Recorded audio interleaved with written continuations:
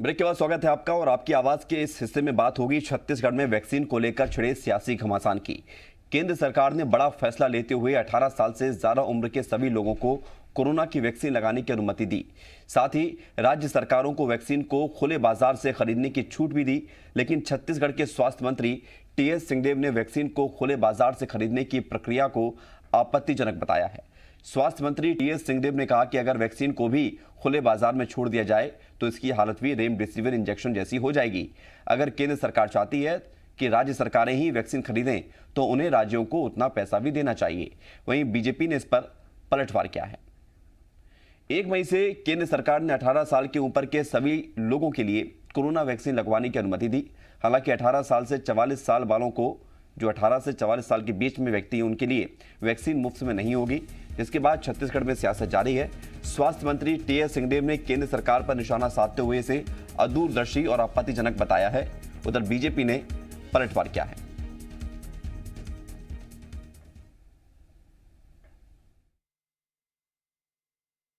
निर्माण हो रहा है, वहां पर फूड एंड ड्रग्स के डिपार्टमेंट के अधिकारी जाके गेट पे बैठे हुए हैं और बाहर नहीं जाने दे रहे सामान को। तो ये बिल्कुल अदूरदर्शिता वाला ये निर्णय हुआ। आप वैक्सीन जिसकी कमी है, जिसके प्रोडक्शन में अभी इजाफा नहीं हुआ है और इजाफा होता भी है तो उसका वितरण कैसे होना चाहिए, वो एक जगह से ही होना चाहिए था। इसमें केंद्र सरकार ने अपनी जवाबदारी छोड़ी, ये अफसोस। कुछ जिम्मेदारी सरकार भी उठाएगी क्या? कुछ दायित्व, उत्तरदायित्व इस सरकार की है, कुछ करेगी कि सभी वादे केंद्र सरकार के भरोसे ही किया करते हैं? प्रदेश का सारा पैसा गांधी परिवार और कांग्रेस की फंडिंग के लिए है क्या? आज मैं पूछना चाहता हूं, आज जब प्रदेश में जनता निहार रही है सरकार की ओर, तो सरकार का क्या दायित्व बनता है? केंद्र सरकार ने सब कुछ किया है, अब प्रदेश सरकार की बारी है। तो बीजेपी कह रही है कि अब प्रदेश सरकार की बारी है। चर्चा की शुरुआत करते हैं। अनुराग सिंहदेव प्रवक्ता बीजेपी से शामिल हो रहे हैं चर्चा में। स्वागत आपका अनुराग सिंहदेव जी। अमित श्रीवास्तव प्रवक्ता है कांग्रेस के, बहुत बहुत स्वागत आपका अमित श्रीवास्तव जी। और पहला सवाल अमित जी आपसे ही है कि कुछ राज्य सरकार फर्ज निभाएगी या नहीं निभाएगी? बीजेपी भी पूछ रही है और जनता भी पूछ रही होगी। तौर पे राज्य सरकार अपनी जिम्मेदारी भी समझती है, अपनी जवाबदारी भी समझती है। और लगातार आप देखेंगे तो जिस प्रकार से एक दिन प्रधानमंत्री आते हैं और वो घोषणा कर देते हैं कि बिना सूचना दिए जनता को कि हम लॉकडाउन लगाने जा रहे हैं। निश्चित तौर पे विवेक जी आप देखिए, उसके बाद जब वो देखते हैं कि जब स्थिति पैनिक हो जाती है तो राज्यों को अपने हाल पे वो छोड़ देते हैं। लगातार देखिए, ना तो इनकी नियत साफ है, ना इनके पास कोई नीति है। लगातार हमारे नेता राहुल गांधी जी कह रहे थे कि आप वैक्सीन को एक्सपोर्ट मत करिए। इसके 1 साल पहले वो कह रहे थे कोरोना नाम की एक बीमारी आ रही है, उस पर चर्चा होना चाहिए संसद भवन में। क्या कहते थे ये लोग? ये नमस्ते ट्रंप में बिजी थे, ये एक चुनी हुई सरकार को गिराने में बिजी थे। आज आप देखिए कि लगातार जब हमारे द्वारा, मैं आपको बता दूं विवेक जी कि जिस प्रकार से छत्तीसगढ़ में हम काम कर रहे हैं, और आप देखिए काम वाली बात नहीं है, सीधे वैक्सीन पर आते हैं। समय कम है क्योंकि 15-20 मिनट बाद पीएम मोदी बोलेंगे तो वो भी हम जनता को सुनवाएंगे। अमित श्रीवास्तव जी, वैक्सीन अगर 18 साल से 44 साल की आयु वर्ग के लोगों को लगनी है तो खर्च कौन उठाएगा? केंद्र ही इसका खर्च उठाए? आपके राज्यों के लोगों का खर्च भी केंद्र उठाए? ये देखिए, निश्चित तौर पे फेडरल सिस्टम में दोनों को अधिकार प्रदत्त है। और आर्टिकल अगर आप देखेंगे तो भारत के संविधान में हमें अधिकार है कि जिस प्रकार से, मैं आपको बता दूं कि आर्टिकल 21 में ये हमें राइट्स है कि हमें क्या चूज करना है, मेडिकल एड हमें को मिलना चाहिए, मेडिकल फैसिलिटीज मिलना चाहिए, ये सरकार की दायित्व है। सरकार जब हमें चुनती है वहीं हमारी जिम्मेदारी खत्म नहीं हो जाती, जीत के बाद वहां पर चालू हो जाती है। सुनिए मैं बता रहा हूं, पॉइंट टू पॉइंट बात केंद्र सरकार, देखिए केंद्र सरकार, जब मैं धन्यवाद देना चाहता हूं कि केंद्र सरकार ने पूर्व प्रधानमंत्री जी की बात को स्वीकार किया। उन्होंने कहा था कि इलाज सबके लिए होना चाहिए, लेकिन केंद्र सरकार ने राज्यों को कॉन्फिडेंस में नहीं लिया और आज वो आके कहते हैं कि राज्य तो कॉन्फिडेंस में नजर ही नहीं आते हैं।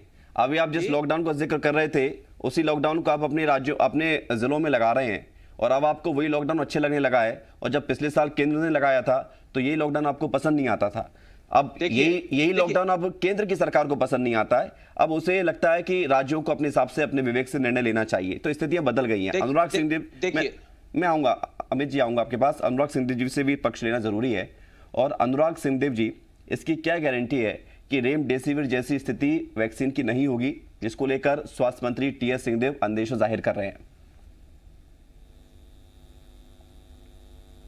देखिए, छत्तीसगढ़ में तो कांग्रेस की सरकार की आदत हो गई है आशंकाएं प्रकट करना, और जब भी स्वास्थ्य मंत्री जी को अवसर मिलता है तो केंद्र के ऊपर आरोप मढ़ते हैं, मुख्यमंत्री जी आरोप मढ़ते हैं, अपना दायित्व उनको दिखाई नहीं देता है। छत्तीसगढ़ में आज स्थिति ये है कि 31% संक्रमण दर है, जो कि भारत का सर्वाधिक है। यहां तक कि उसके बाद सेकंड नंबर पर गोवा है जो 25 से नीचे है, बाकी सारे प्रदेश 25 से नीचे हैं। लेकिन छत्तीसगढ़ की सरकार को अपनी असफलता दिखाई नहीं दे रही है, जनता के प्रति अपना उत्तरदायित्व दिखाई नहीं दे रहा है। जब शुरू में वैक्सीन आई थी उस समय से ही राजनीति शुरू हो गई थी। इन्होंने कोविशील्ड और कोवैक्सीन में फर्क किया था, और टीएस सिंहदेव जी ने, स्वास्थ्य मंत्री जी ने कहा था कि अपनी खेप वापस ले जाए केंद्र सरकार, क्योंकि हम कोवैक्सीन नहीं लगवाएंगे जब तक थर्ड फेज का ट्रायल नहीं हो जाएगा। उस पर आशंका प्रकट की, उस पर राजनीति की। और आज जब छत्तीसगढ़ की जो आबादी है उसमें 18 साल से ऊपर की जो आबादी है वो 2,25,00,000 के आसपास है, जिसमें 70,44,00,000 के ऊपर की आबादी है। तो 70 लाख को तो ऑलरेडी वैक्सीनेशन करने का काम केंद्र सरकार कर रही है। 5 लाख फ्रंट लाइन वॉरियर्स हैं, उनको हम कर रहे हैं। तो 75 लाख को तो वैक्सीनेशन का काम केंद्र सरकार कर रही है और करेगी। 50% उन्होंने आरक्षित रखा है अपने लिए। अब इनकी मांग पर देश भर में ये हल्ला कर रहे थे, शोर मचा रहे थे। 18 साल आरंभ से ही हल्ला कर रहे थे, यहाँ तक कि सोनिया गांधी जी से लेकर कांग्रेस के सामान्य कार्यकर्ता, तो उनकी बात मान ली क्या आपने? वो लागू कर दिया क्या?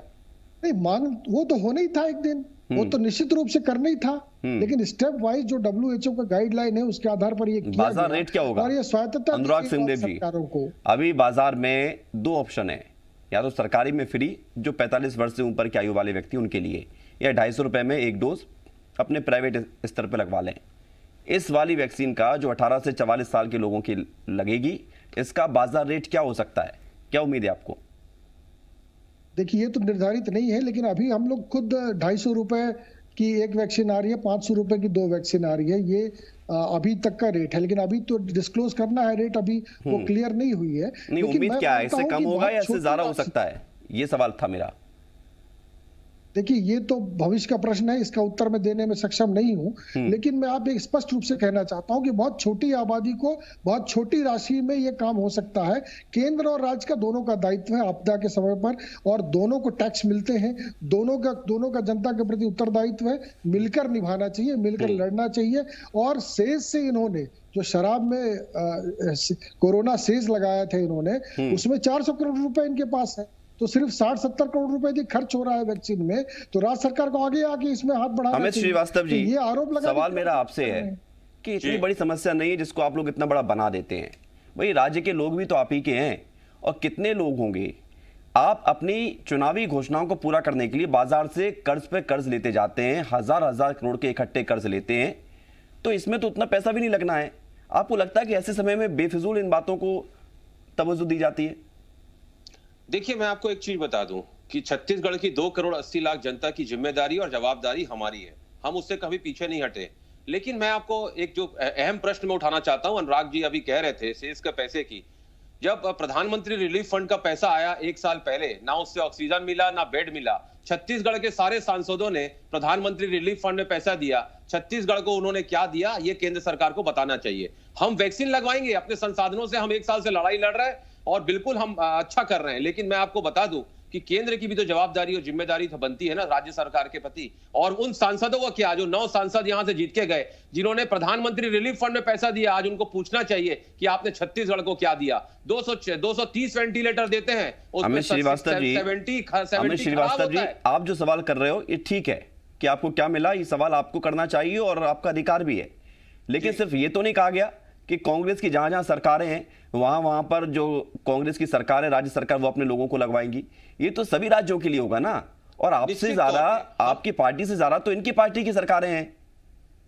जी देखिए, मैं वही तो कह रहा हूं, हम यही तो कह रहे हैं कि सरकार को, केंद्र सरकार को, राज्य सरकार को कॉन्फिडेंस में ले लेना था। आज टीका बनवाने का किसकी जवाबदारी है? केंद्र सरकार की जवाबदारी। आज परमिशन कौन देता है? 6 कंपनी यहां पर बनाने के लिए तैयार थी। फाइजर तैयार थी, मॉडर्ना तैयार थी, स्पुतनिक। जब आज वो कह रहे हैं, आज जैसा आपने बहुत ही वैलिड प्रश्न उठाया कि आप उनकी बात मान लिए, लगातार हमारे नेता जो कह रहे हैं वो बाद में इसको मानते हैं। अब वही सवाल मैं फिर से पूछूंगा आपसे जो 1-2 दिन पहले डिबेट में पूछा था, शायद मुझे यहाँ तक याद आ रहा है कि राहुल गांधी जी वैक्सीन का जिक्र करते रहे कि उस देश की वैक्सीन लगवाइए, उस देश की वैक्सीन को ले आइए। उन्होंने खुद वैक्सीन लगवाई क्या?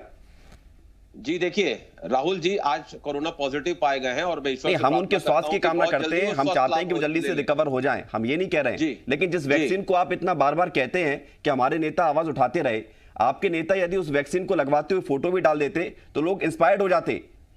देखिए, हमारे बहुत से नेताओं ने, कांग्रेस के नेताओं ने फोटो भी डाला है, वैक्सीन भी लगवाई है। राहुल गांधी ने लगवाई कि नहीं लगवाई, ये बताइए। मैं एक इस पे कंप्लीट कर लूं। अनुराग भाई कह रहे थे कि बाबा साहब ने कहा था कि वैक्सीन हम नहीं लगवाएंगे, कभी नहीं कहा, ये गलत स्टेटमेंट है। उन्होंने ये कहा था कि थर्ड फेज का ट्रायल कंप्लीट हो जाए, एक एक करके। अनुराग जी थोड़ा सा, थर्ड फेज का ट्रायल कंप्लीट हो जाए, छत्तीसगढ़ को हम एक्सपेरिमेंटल स्टेट बनने नहीं देंगे। हमने कभी भी प्रश्न चिन्ह उस पर, ठीक है सर, उसी को आपने फिर लागू भी कर दिया है। 1 मिनट का ब्रेक है, तुरंत लौटते हैं, आप लोग बने रहिए हमारे साथ।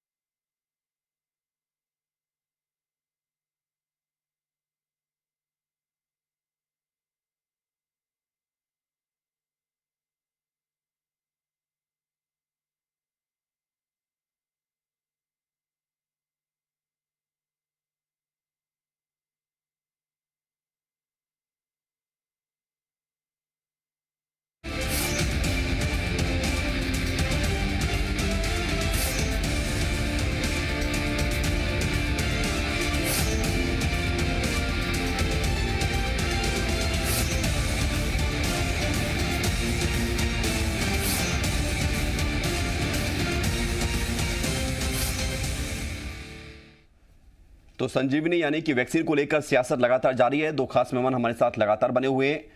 अनुराग सिंहदेव जी, अब सवाल मेरा आपसे रहेगा और सवाल बड़ा सीधा सा है कि जब वैक्सीन केंद्र ने 45 वर्ष से ऊपर आयु वाले सभी लोगों को मुफ्त में और बाजार दोनों के हिसाब से लगवाई, तो बाकी लोगों को भी लगवा देते सर। इतनी पैसों की कमी आ गई क्या? निश्चित रूप से एक WHO का गाइडलाइन है और केंद्र सरकार के जो एक्सपर्ट्स हैं और जो विशेषज्ञ बैठे हुए हैं, वैज्ञानिक बैठे हुए हैं, उनके हिसाब से एक प्लानिंग के साथ वैक्सीनेशन किया जा रहा है। और ये जो वैक्सीनेशन ड्राइव है, ये वर्ल्ड का सबसे बड़ा वैक्सीनेशन ड्राइव भारत के अंदर चल रहा है, इसमें मुझे बताने की आवश्यकता नहीं है। मैं एक प्रश्न उठाना चाहता हूँ, अमित जी प्रवक्ता मैंने सवाल आपने शायद सुना, यहाँ स्वास्थ्य, मैंने सवाल आपसे किया कि जब इतने लोगों को लगवा रहे हैं आप, तो बाकी पूरे देश के लोगों को भी लगवा देते। इतना ज्यादा पैसे की कमी है या फिर हम व्यवस्था संभाल नहीं पाएंगे? देखिए, निश्चित रूप से जो देखिए एक दोनों का दायित्व होता है, केंद्र का भी है, राज्य का भी है। और हमने तो एक ऑप्शन दिया है कि आप अधिक से अधिक अपने राज्य में खरीद के लगवाइए। जो प्राइवेट सेक्टर है वो अपने लोगों को लगवाए, प्राइवेट हॉस्पिटल के लोग अपने लोगों को लगवाए। जैसे गैस सिलेंडर है, तो गैस सिलेंडर में जो लोग सब्सिडी नहीं चाहते हैं वो सीधे पूरा पैसा दे के गैस सिलेंडर उठा सकते हैं। नहीं रही है, जो चाहते हैं उनकी भी सब्सिडी नहीं आ रही है, जो चाहते हैं उनकी भी सब्सिडी नहीं मिल रही है। ऑप्शन देने का काम केंद्र सरकार का है। केंद्र सरकार ने राज्य सरकार को भी उसका अधिकार दिया है और ये एक्सपेक्ट किया है कि केंद्र और राज्य दोनों मिलकर इस लड़ाई को लड़े। अब टीएस सिंहदेव जी वैक्सीनेशन नहीं करा रहे हैं, यहाँ जो मंत्रीगण है वो वैक्सीनेशन नहीं करा रहे हैं। ये अलग बात है कि इनकी संसदीय सचिव शकुंतला साहू जी जो 35 साल में वैक्सीनेशन करा ली, वो तो